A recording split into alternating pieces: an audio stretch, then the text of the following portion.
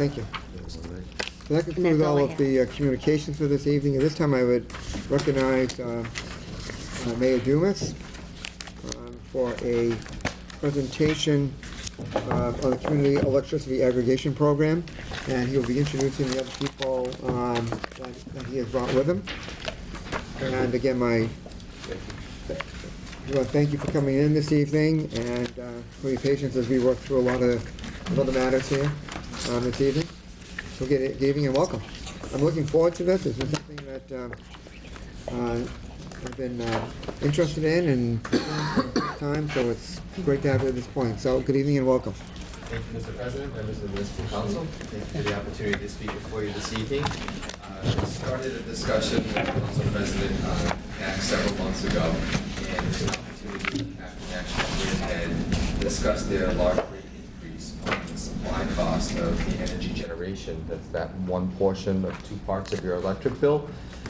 We really started to be able to look at an option to be able to go through and to see if there was a way where we could find a way to lower the energy bills costs for our residents and businesses who already do not supply to or signed on to any type of energy agreement with someone. So through SERPED, which is our Southeastern Regional Economic Planning and Development District, which Ross Perry is the Director of Municipal Management Services for SERPED, and also through the MMA conference in January, we started to have some more in-depth discussions about this type of opportunity. Ross is going to talk about his work and what he's been working with 15 other municipalities on this buying power. This provides an opportunity where we collectively as a group get together, and the more people and the more area and more electric accounts that are the buying power, the idea is that you'll have a better buying power rate that you can bring to your residents. And we would only enter into such agreement if, in fact, that we were able to have that average savings of $150, or it could be more, depending upon the buying power that Ross will talk about tonight with Good Energy. And Ross will talk about the relationship with SERPED, the work that they've done thus far, to be able to go through and vet out all of the different companies they looked at and why SERPED has gone with Good Energy. And tonight we have Stefano Lorato, who is the Business Development Director for Good Energy, and the Council President and I had met with Ross and with Stefano both just a short time ago, and we wanted to be able to bring forth this presentation to you this evening as an option that I think is a great option. I think it's a way for us collectively as good government to be able to provide the opportunity for people to be able to take advantage of something like this that can mean more money that goes into the pockets of our residents versus going out the door to National Grid. So I'll turn this over at this point to Ross. Thank you, Mayor, and thank you for having us here tonight. I'm Ross Perry. I work for Southeast Regional Planning, Economic Development District in Taunton. I also live in Stowe, Massachusetts. And with me, as the Mayor said, is Stefano Loretto from Good Energy. Good Energy is a company that we hired to represent this project and to represent you as a community. We found them by polling other towns that have been doing this in Massachusetts. I put together a scope of services in conjunction with the 8 other towns that were working with us at that time. We received proposals from 6 companies. We screened them down to 3. We brought 3 companies, including Good Energy, in to interview with this group of 8 representatives. And they, by far, were the best company to do this job. They've got the most experience in doing residential aggregations. They have the strongest level of marketing because, as we'll discuss later on, a lot of this is public education and explaining how the process works. So it's not just buying power and having a broker facility, services. It's explaining to people how it works and extensive DPU filing. And they've got good relationships with the state agencies to help promote this. This is, as the Mayor summarized, is an opportunity to lower the rates for residents. The concept is bulk purchasing. We're going to combine all the residents, the 1,600 plus households in Attleboro, into a buying block. That's what the aggregation allows, and go out to bid. What I've been doing through SERPED is actually combining multiple communities. We now have 14 that have officially voted to sign on to this. We've got another 4 that are considering it along with Attleboro this spring. So at the moment, we've got 150,000 households that will be aggregated together into a purchasing block to go out to bid for power. This will give your residents as much clout as the largest commercial or industrial user in the area. This is truly power for the people because you're giving them purchasing power. In addition to hoping to lower their rates, we will go out for long-term bids, probably 2 to 3 year bids. So they will have a fixed rate with no bumps in the winter. You saw the 30% increase in National Grid's bill due to the 50% increase in generation costs. We will get you a flat rate for that period of time. The community will also have a choice of how much of this power comes from green or alternative sources. At the present, the DPU says 11% of your power from National Grid must come from a green source, and that will bump up 1% a year. You can stay with that number, or you can pick 25, 50, or some communities have in Massachusetts, they've already picked 100% of their power to come from green. That's the community choice. Residents will continue to get a single bill from National Grid, and they will continue to call National Grid for service issues. They don't call the mayor, they don't call the city council, well, they may call you anyway, but it's National Grid that services them and supports their services. All residents will be given the opportunity to opt out. We will announce to the residents through a postcard and through other marketing efforts. We'll say, this is your National Grid rate, and this is the rate that we have bid, for a 2 to 3 year period. They will have an option to see that and to say, it's a good rate, they do nothing. If they don't like the rate, they return the postcard. If during the course of this contract, they decide they can get a better deal elsewhere, they can call and opt out. There are no termination clause penalties. There's nothing sticking them, as there are now with some of these third-party offerings that are out there that sound attractive, but I've heard a number of stories as we've talked in multiple towns about how these rates that sound cheap go up in a couple months, and then when they try to get out, there's huge cancellation penalties. Ours will be fixed rates, and ours will have no termination or separation clauses. So we think this, by the city picking up this program, you're giving the residents a way to get lower cost power, and you're protecting them from some of these offers that may not be in their best interest. You also, through the use of good energy, basically gain an energy consultant for every resident. Their numbers are available. They can be called and say, hey, what's going on my bill? These folks are available.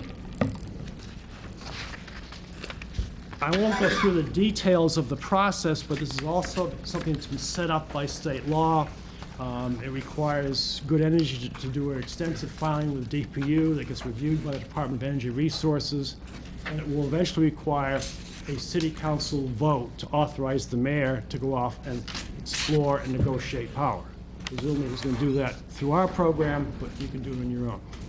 So just sort of wrapping up this piece, conservatively, we think that going this program will save residents between $80 and $150 a year. That's not a lot as far as being able to afford and go out and buy a vacation home or a new car, but you're putting this money or keeping this money in the residents' pockets. $80 to $150 a year, could be a lot more. We don't know what the market's going to be. With a number of households in Attleboro, that $80 to $150 a year savings means there's a $1.7 million stays in the residents' pockets. And my guess is that's going to be spent locally. They go to the hardware store one more time, my favorite store, or they go to a restaurant. It's something that gets spent locally. So this is really grassroots economic stimulation of $1.7 million by joining this aggregation. And we hope that we'll be doing 2 or 3 year contracts, so that's $1.7 million that stays in people's pockets to be spent locally through this program. So that's a quick summary. Stefano, do you want to go into more details? I thought I would just add, and thank you, Mayor, and thank you, Council, for having us here. And just to put it in perspective, when you talk about how many households and the buying power, the average household uses about 7,500 kilowatt hours a year. Obviously, a larger home or one with electric heat is going to use more, a smaller one would use less. Based on that, when you do the numbers of about 150,000 households, you get a number that is the equivalent of about 200 Walmart stores. So you're talking about an incredible amount of purchasing power that not only will get you a better rate, but will get you terms that are just far more favorable than any single one of us could ever possibly get as an individual. I think Ross touched on all the key points regarding the fact that it's opt-out, the fact that you can terminate at any time with no penalties, the fact that to the end user it's seamless. If there's one line item that changes on their bill, they still get a single bill from National Grid. Any service issues still go to National Grid. We really view the program as a program for residents, even though any account that's on the basic service will be enrolled. So whether it's a business, a resident, they'll be enrolled in the program. We really view it as a program that gives residents and small businesses the same benefits of deregulation that the large industrial customers have benefited from since '97. The statistics show that almost 90% of those large companies have already left the utility and are participating in deregulation, while only 10 to 15% of small businesses and residents are really seeing that benefit. We view the essence of the program coming down to properly structuring a bid, making it very competitive. We've done this for over 150 communities in the country. Almost 3 million people are served by our programs. We just completed our third round of renewals in Illinois, and proud to say we've never had a community leave any one of our aggregations. So we attribute that to our expertise in doing a bid and providing savings, which is the foundation of the program, and we also attribute that to the public education.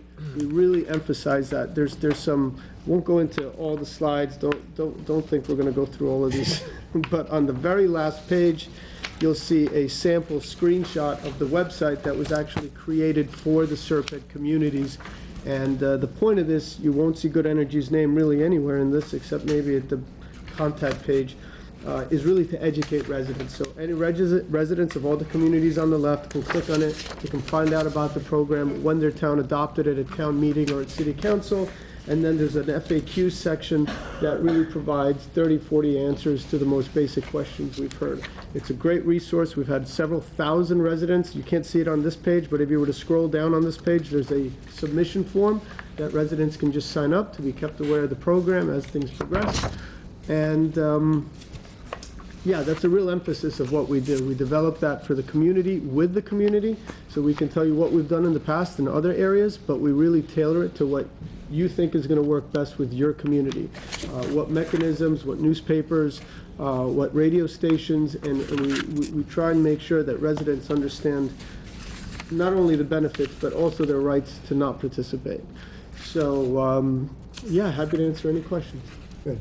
Okay, before I recognize the question, I did want to thank you all for coming in this evening. I had, in case you didn't, all of you didn't have a chance to read the cover letter when I sent out some information to you in advance of this meeting, and I tried to send the handout, but I understand some people had trouble downloading it or whatever. But as I mentioned, this is something that I had become interested in, not only when I got my bill, but then I started in some of you may very well gotten calls from residents regarding the large increase in electric bills, and what could possibly be done about it. And I started looking into it at that point. I did also wanted to mention that Scott, mayor's the intern in the mayor's office, actually has been a help to me. We actually spoke to a couple of different organizations that provide this type of service, and then also both with Ross and Stefano, I think it was in early January, that we had first spoken about this.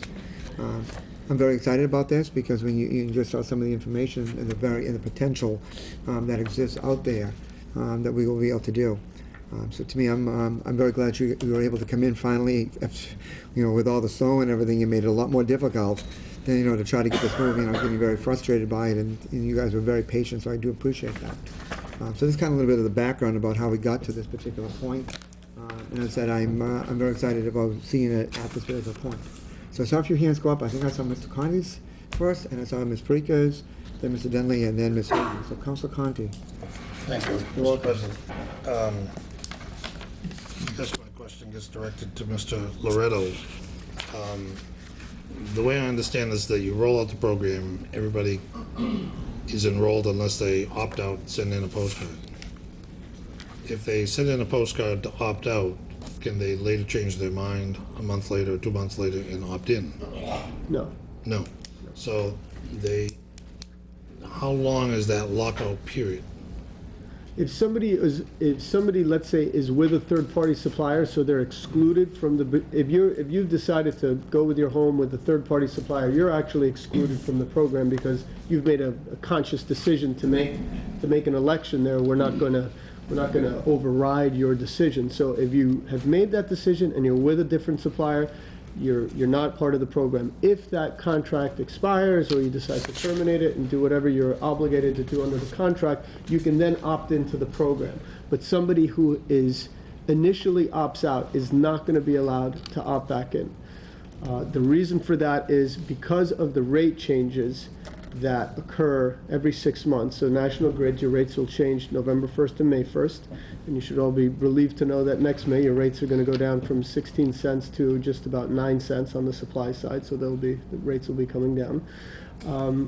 You can't, the state doesn't want people playing the 6 month in, 6 month out game. So you come in for 6 months when you save some money, because the way the program's going to work, you can't guarantee savings every single billing period of every single month. You may save $30, $40, $50 a month during the winter rates when they're very high, and you may be even or $5 underwater for the summer rates. So savings have to be annualized because of that. And the state doesn't want individuals to kind of go back in for 6 months when it's beneficial. And the reason for that is the supplier, if the suppliers felt that residents could come in and out, well, that poses a significant risk on their end. You can imagine how much power they're purchasing and placing a hedge in place for that power. And if they felt there was exposure there, that risk would be reflected in the rate and everybody would pay the price. So if I may follow up. Follow up. So suppose I come into Attleboro and I buy a house where the person selling the house was on a third-party contract, and I want to opt into the program, can I? That's a great question. So it's a very common question. So anytime an account with National Grid, if you were to buy a house, the person that's selling the house would terminate their National Grid. You're going to get a new account number. When you get a new account number, there's a mechanism that we put in place called our perpetual opt-out, which would trigger a mechanism where you would then get an opt-out letter, and you would have the same privileges to opt out at the onset, or if you did nothing, you'd be enrolled automatically. And we discovered this really in some of the communities that we have in other states that have large college populations and they have universities, and we would see a decline and what's going on, and then we realized, okay, this is what's happening. So we have a mechanism where every month we're going to poll for new accounts. So even if you move across the street, you could be in the program, you move across the street, you close your account, you open your account, you're out of the program. So by polling monthly and picking up any new accounts like that, we make sure that any movement within the city or into the city, people are made aware of the program. And the suppliers that bid on their contracts understand this due diligence and realize they're getting a stable customer base through their extra effort. And presumably that shows up in their bidding pricing. Thank you, Mr. President. Welcome. Councilor Parika. Thank you. I have multiple questions. I'm looking through your packet, and with someone who just got a $600 electric bill with a $200 supplier charge on that, and I am paying the 16 cents. I was very unhappy. I'm looking at one of your last pages in your packet, and it's showing us some of the participating communities: the Acushnet, Dartmouth, Dighton, Fall River. So when have you implemented them? How long have they been on the plan, and what is their current rate? So that's, do you want me? The towns that are listed there are the ones who've done the town meeting or city council vote to join. Okay. So we're in the process of going through the DPU filing for them, so we have not purchased power or delivered power to these towns yet. You stated, I'm Yes. sorry. You say there are 14 currently, and who are they? It's the ones that are listed there. But there's no one that has gone online or, have, you haven't. Enrolled, right. Enrolled, excuse me. Exactly. So what we did was, this really started in the fall. So they went through their selection process in the fall of 2014. Most of these communities are ones that had a fall town meeting, as well as some of the larger cities that aren't, the process starts with the passage of an order for a city or an article on the town meeting warrant. So hands were really tied until they had that town meeting to approve that warrant, which happened for most of these in the fall. As Ross said, there's about another half dozen that are in the process to put it on their spring town meeting. So we haven't gone to bid, which is really why we can't give you an exact number on savings, because the goal is to get in for next winter's rate change November 1st. We're not going to be able to get in, obviously, for the summer, because that's a month away, your rates change. So this is really a program that's going to be starting for National Grid customers in November and for NSTAR customers in January when their rates change. If I may, again, so are there other communities outside the Serpent area that currently have this happening now? With Good Energy or Yes, just in with general? Good Energy No, in this general, this is our first group. So we've actually been doing this since 2011 in other states, but selfishly, I wanted to come into the state because it was far more convenient than traveling to Illinois. But, Imagine that it would be. But, So then perhaps if you could give us an example of, I know it won't be accurate and it won't be anything that we could base this off of, but in other areas of the country, what's the savings or what's the rate? Right, so I know that's it's a going to difference. make everybody very angry when I tell you this, but people in Illinois pay about 4 to 5 cents per kilowatt hour. Yeah, so nobody wants to hear that. Nobody wants to hear that. So It's good to know that information, though. it's really, they don't have the population density and some of the other factors that we have that cause our prices to be high. Massachusetts, at this point, at this current time, has the second highest rates in the country, second only to Hawaii. So it's a dubious distinction, and it's the savings when we started our programs in Illinois were, I never like to say this because it sounds, they were upwards of 40%. Now, that was a perfect storm scenario of volatility in the rates and certain laws passing. That number's come down and went down to about 7%, and at the most recent renewal, it's similar to Massachusetts. The rates change regularly, so you could save 20%, and then it came down, but now it's going back up to, I believe it's close to 20%. So there's been tremendous value. We've saved collectively communities well over $100 million since we've started our programs in 2011.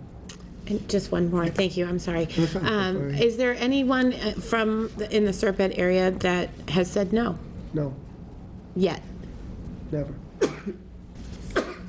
That's I've good. been at every town meeting, and we're there to answer questions from the public, and nothing but positive response. Again, by going down this process, it's worth stressing that the city is not committing to anything at this time.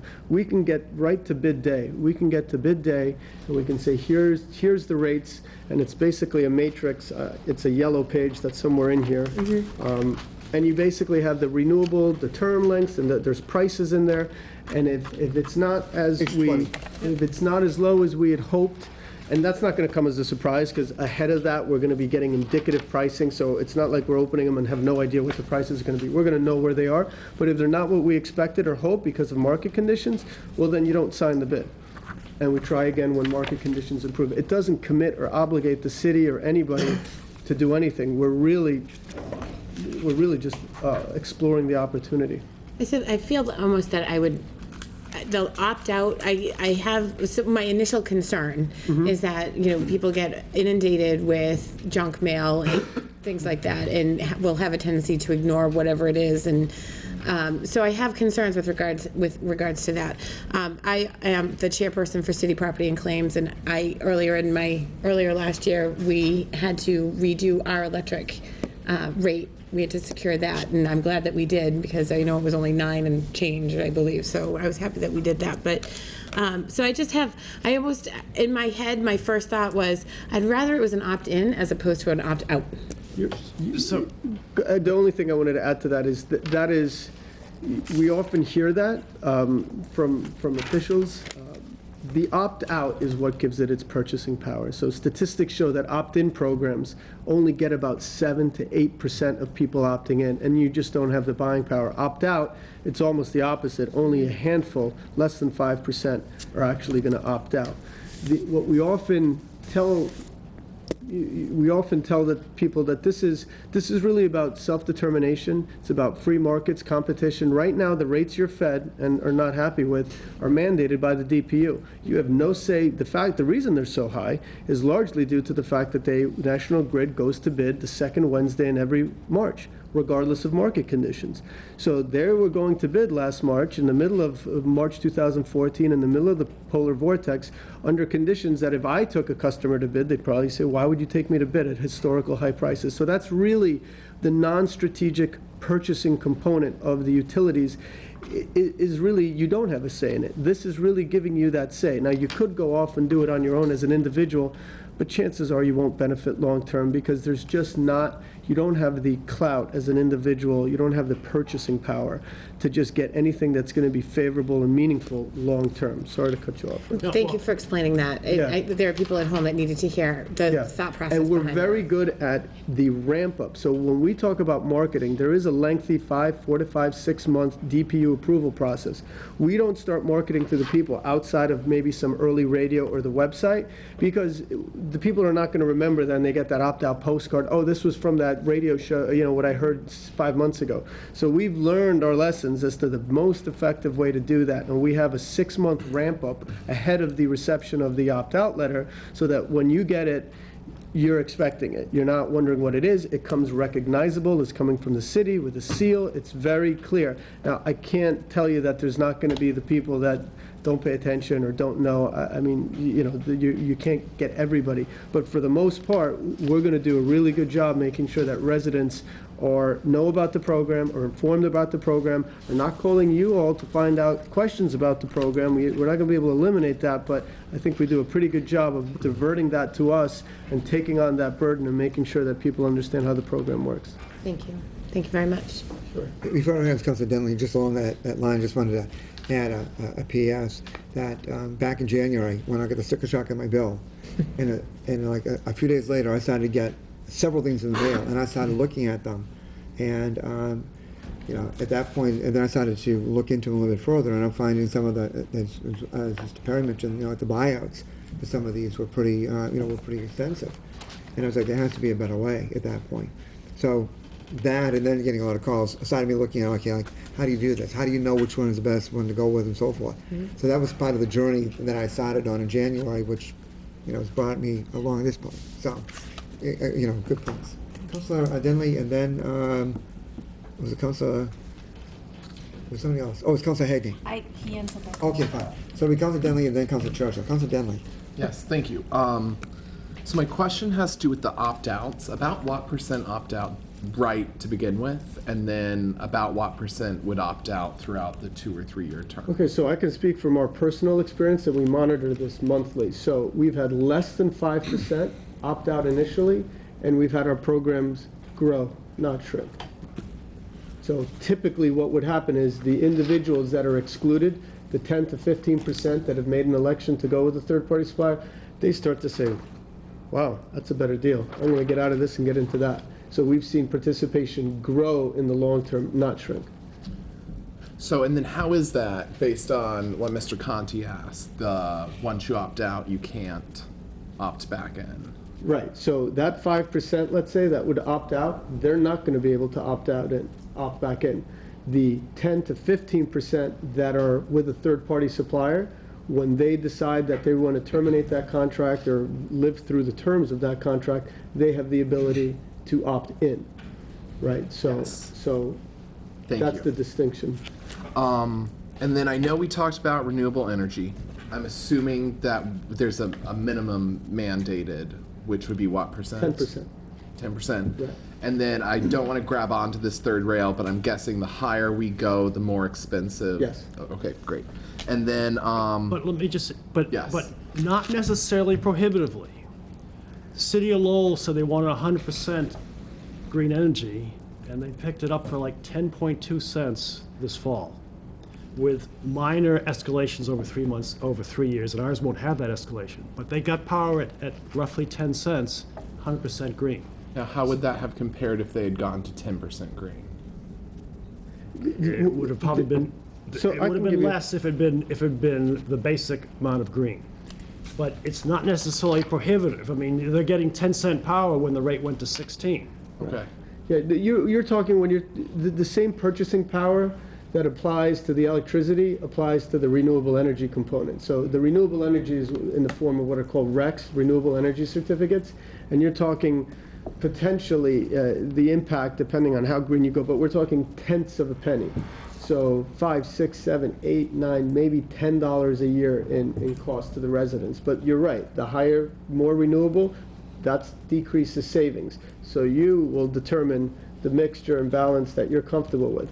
And one of the things that we've done for some other communities in Massachusetts that we've structured as part of their program is there will be a default percentage, right? So it's whoever doesn't do anything will get opted in at a certain percentage. Let's say it's 10%. Somebody may say, "Wow, I don't want to have anything beyond the state mandated 10%. So I'm going to opt out. I'm going to get that off. I don't want that extra 10%. I'm going to go with the minimum 10%." And then there may be individuals who say, "I want 100%. I'm willing to pay that premium. I want 100%." And so there will be really three. We're doing for some. We have 3 options. Not everybody has asked for that, but that is something that we can do. That's very interesting. So it would almost be like a personalized, Right, based on how much you're willing to pay versus how much renewable energy you would like to use. Right, you're not going to be able to change the term, right? If the city decides to be, that it's going to be a 24-month contract, that's what it is for everybody. But individual elections, there's the potential to have people make that election on their own. And the big term would be this yellow thing, and the city council would choose what percentage and Right, what month, and we would circle the dollar. Yeah, we would physically be together.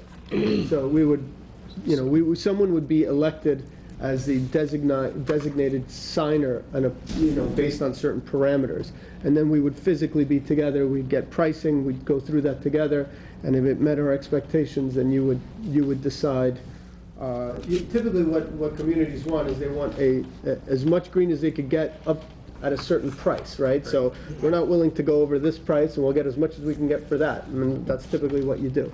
But there is a committee that's formed when we do these buying groups. So some of the smaller towns, they really kind of leave it up to the bigger cities to they have more expertise typically with these things, to be the ones that are on the executive bid committee and that bid committee is being provided indicative pricing as we approach bid day. So again, you're not sitting there, clueless as to what you're going to open when you see those prices. But bid day basically requires someone from the city to sign off that day. So it's not, fortunately, a 2-week process where you can bring it to a city council vote. There needs to be someone who's designated. Right. As Stefano said, you will know ahead of time what that indicative pricing is. Okay. But the power bids basically have like an hour lifespan versus multiple days or multiple weeks we're used to for normal bids. Right, yeah, that's a good point. Somebody gets pre-authorized to sign, again, based on certain criteria in the pricing, and we're going to know that. But energy contracts in general are only good for that a small window. There's Okay. too much, with a purchase this size, if there's any movement in the market, they could just cancel the pricing because it's too much exposure. All of our energy contracts that we've negotiated, they're only through the end of the business day. Right. And we have to sign on by the end of the business day. Interesting. Okay.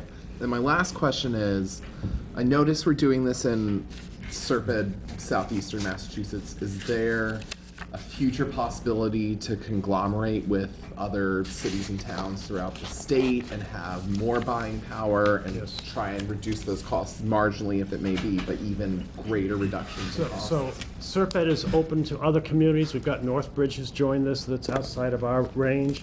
And Good Energy is calling on potentially all 351 communities. Because they're trying to get their own customer base.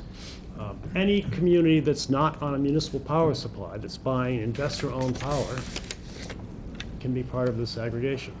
Right. I think the Northbridge one is a very good point because they're in Worcester County, and they said, the guy said, well, we had our attorney vet, Ross went and presented to them, the attorney vet the selection criteria, the process, and they said, look, we're comfortable with this, it's exempt from, it's 30B exempt, so you can make an election, but nobody likes to do that unless there's some selection process they can point to. They felt comfortable, and you can see them actually here. They're not even in Serped territory, but they're technically. So Serped is the name, and it's the region. That's the foundation of this. But technically, any other community that's a national grid could participate in this. And just to note, we did win the MAPC bid as well. I only mention that as a fact. Obviously, you're not in MAPC, but the MAPC ran an RFP for the city of Melrose, and we were selected as their consultant. So we're pretty busy now in the surrounding communities in the MAPC territory, which is the immediate Boston area and surrounding 100 towns and cities. I just want to thank you guys and the administration. This sounds like a brilliant idea. We talked briefly, but this is like buying your energy from BJ's instead of from Walmart. Right. So, because we're kind of all buying it together and we're splitting the savings. So I think this is great, and I look forward to seeing what we have to come in the future. Thank you. Thank you. Councilor Churchill, then Councilor Conde. You're welcome. So the Reader's Digest version, on the communities that you represent that are now paying for electricity for the people at home, no matter whether they join for green or brown, they're paying less overall than they would if they stayed with the company they're with. Absolutely. So basically, and their rate is not going to be any higher than what they're paying, it would probably be lower. Absolutely. So, Clear expectation. yeah, so there is no risk. There is no risk, and if somebody feels Well, and they can opt out. they can opt out, there's no termination penalties. At any time, you can leave the program. Thank you. Thank you. Councilor Conde. Thank you, Mr. President. You're welcome.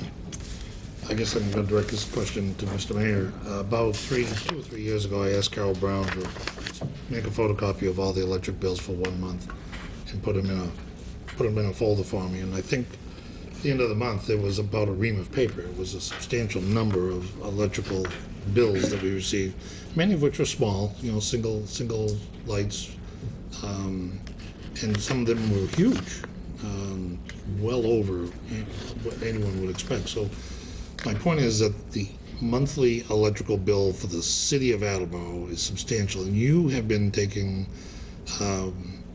for several years, a position of negotiating 3 to 5 year contracts, I think, with Consolidated Electric to negotiate a lower rate. In this Good Energy program, what do you anticipate as a percentage you might be able to save the city on their electric bill? It's all gonna depend on what comes out of the bidding process. So right now, as Council Parika said, we're at 0.09 cents per kilowatt. So that's where we are today for the supply charge under our current contract with Constellation. So if we ended up getting a rate that was better than that, and we opted out and then opted out of our current agreement, and we decided to join New Energy, we would only do that if it was less than 0.09. And do we have a penalty clause with our current supplier? We do. We do.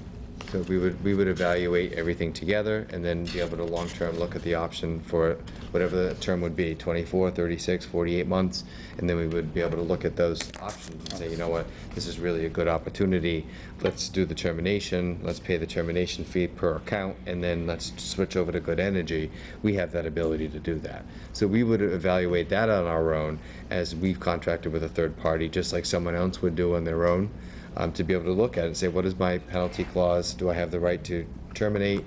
And be able to weigh the balance. Am I going to be better off with Good Energy, or do I stay on my own where I am now? So there is a possibility that the city could opt out and the residents could opt in. We're not allowed, because we're underneath, as Stefano had stated, we're underneath one of those third-party billing agreements, so we won't even have the option to opt out. What we would have the option is to opt in, because we have a third-party biller. So those residents, as Stefano said, if they're on the third-party billing, they don't even get a notice, they don't even get a card to opt out because they're not qualified. But when their agreement is up, or they decide to cancel, they are allowed to opt in. And does our current contract with We Consolidated? just did it last year, so we still have another 3 to 4 years left. 9 cents sounds like a pretty good rate. We went from 0.07 to 0.09. Councilor Thibodeau? I just wanted to, first of all, to Stefano, I wanted to ask a question. You had stated that Good Energy or you, had been involved since 2011 with creating these opportunities for different communities, but in other states.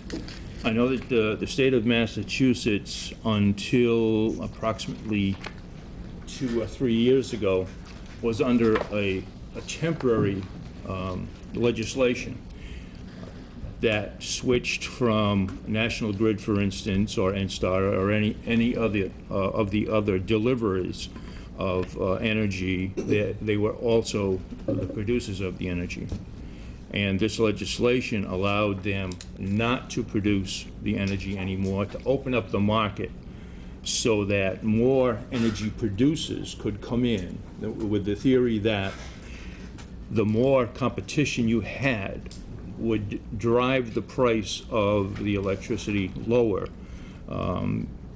through supply and demand, basically.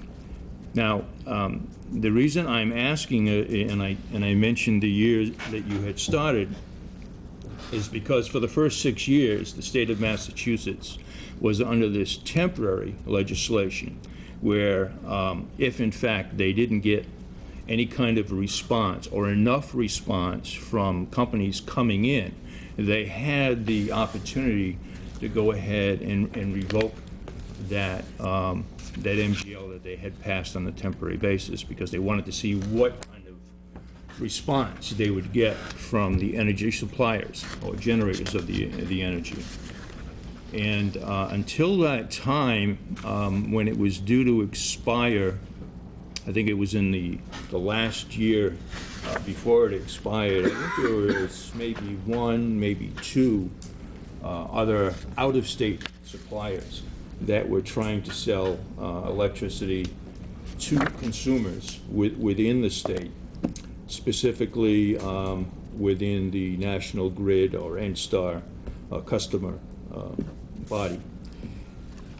What I'm wondering was, have you folks waited to come to Massachusetts after that test period has gone by to make sure that before you came and started to solicit any kind of new customer base within the state, that the legislation was going to stay and not be revoked or rescinded? You know more than I do about that, because I don't know about this temporary legislation. If you look at what would be slide 13, but it's not actually numbered, but it follows slide 12. This is really the reason we came in 2014. So you can see your winter rates in 2012 were just about 7 cents. Last 2013, just above 10 cents. And then this winter, we're at 16. So this is why we came into the market, because we identified in late 2013 that there was going to be there's a lot of reasons and opinions on it, and I don't want to make too much of a statement, but there's the decommissioning of certain energy plants, the reliance on natural gas, combined with polar vortex, a variety of factors that result in this, and we identified that 2014 was going to be the year that things went haywire with the electricity rates. So we didn't feel prior to that there was a really tangible value proposition, and that's really why we didn't come into the state. I can tell you that we will have multiple suppliers bidding. I know that right now, licensed in the state, there must be well in excess of 50 suppliers. Not all of them are going to be interested in participating in a CEA program because they wouldn't meet our criteria. We have very stringent criteria. It's not like they can be in business for a year and we're going to be putting 150,000 accounts under. So we have really stringent criteria. But for an individual home or business, I would guess there's over 50 licensed suppliers within the Commonwealth. But this is really why we came in last year. And part of the scope of services that we were looking for, that they've signed up for, is to monitor what's going on in the Massachusetts legislature, to check if there's new regs coming out from DPU or DOER, so that they're able to position us appropriately when that happens. Right. So they're watching those changes. I think it's important, if I may, Mr. President, point out that this is legislation that was passed several years ago, as I stated, by the Massachusetts legislature, when it seemed evident that our the power generators within our own state were either going to be closed down or they were going to get out of the business of generating electricity. And I think they were facing a problem of how were they going to replace those companies that were formerly generating the electricity and delivering it at the same time. And this is the kind of legislation they've come up with. So I think it's important to state it so people understand that this is part of the laws of the state of Massachusetts, that it's an opportunity for residents to be able to lower their energy costs through a process such as this with the different companies who are here now, rather than to just stick with the deliverer of your energy that may not generate the energy. A few years ago, when we had a problem with losing our energy in the city, citywide, a few of us went and spoke at a public hearing with the help me, Frank. DPU. DPU, thank you. And one of the things that I had observed was the fact that if, in fact, something hadn't been done because of the action that the legislature had taken by passing and enacting the law, it allowed other companies to come in. However, at that point in time, there were only a handful of communities that were not communities, suppliers that were opting to come in and supply the electricity. And the incentive of the delivery system of National Grid, if you will, or N-Star, any of them, to deliver the product that they were making the profit off of to the homeowner who was buying the product was gone. So for them, for their incentive to keep up the infrastructure was now removed, because now they were going to get paid a monthly charge as to whether or not they were supplying the electricity or not. Because all they have to do from that point on, they didn't have to worry about how much you bought, because they were just going to deliver it and send you a bill anyway. So they didn't have any interest in a profit margin of generation, which is why they buy it the way they do now, because they don't care what the price is. All they're going to do is deliver it. So it takes their incentive away from making sure that the infrastructure that we all depend on doesn't need to be maintained, at least until after we had those hearings and we all screamed and yelled and hollered, and they came out and maintained them a lot better than they had since they had taken over from Mass Electric. But I think that's important for the public to know that these are Mass General laws, that you're following within those Mass General laws so that the energy can be sold to them at a cheaper rate, because it's being generated at a cheaper rate to begin with, rather than for the delivery company that only has the infrastructure is concerned about, because they're not generating it anymore, and their incentive to make $1 off of it is gone. Thank you. Are there any other questions? Anything else to add? No, just the fact that these gentlemen are available for next week during committee. Right. So that way, if you think of additional questions or people have additional questions, you can be able to write them down, and then they'll be back next week for next Tuesday. So that way you'll be able to have that opportunity if you think of something else, or they have they can go through their presentations more in depth. We just wanted a broad brushstroke tonight, just to be able to kind of baptize you into this thought. And I think it's a wonderful opportunity to be able to have people come together to have the buying power to give back in a different way, versus just letting them do what they do every single day on our electric bills. And we see the results of that right now. Good. Yeah, I was actually going to mention that I had, I'd asked that they come next week during the committee meetings. I know we had a couple of other guest speakers coming in, but guests that were coming in, such as we say, we had a couple of appointments coming in. But they had agreed to come in next week to be able to answer any questions. So there's a lot of material here to look at. I would also encourage you to go to the website There's some additional information, including some testimonials that are on there, which were very, very helpful. And again, I want to thank you for coming out, and Mr. Mayor, I want to thank you for your openness and your willingness to meet with me and go over some of this. And as I said, it's been an interesting journey at this point, trying to go through and figure out what can we do as a community to potentially lower the electric rates for all our residents when we had nothing to do with the rate increase, so to speak. So again, for next week, they will be here again, and so come prepared with any questions, and we're going to kick it up another notch. So Excellent. again, thank you all for coming in, and again, thank you so much. Thank you very much. Thank you very much. Appreciate it. All right. Thanks. Thank you. Next, we actually have some members of the school committee that are going to give us an update on the strategic plan. And then my plan is to take